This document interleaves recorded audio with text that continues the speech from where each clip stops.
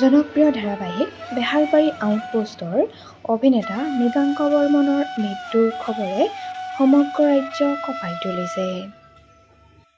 কিদৰে দিন দুপৰতে এজন যুৱকৰ সৈতে এনে ভয়ংকৰ কাণ্ড সংঘটিত হ'ব পাৰে জানিলে হয়তো আপুনিও আচৰিত হ'ব। গুৱাহাটীৰ গড়চুকৰ এখন ব্যক্তিগত হোটেলত আক্ৰমণৰ বলি হয় অভিনেতাজন।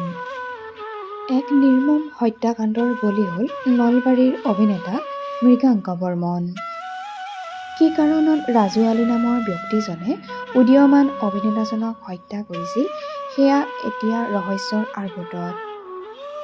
জানিব পৰা মতে প্ৰেমজনিত কাৰণত এই ঘটনা সংঘটিত কৰিছে ৰাজু আলী নামৰ ব্যক্তিজনে।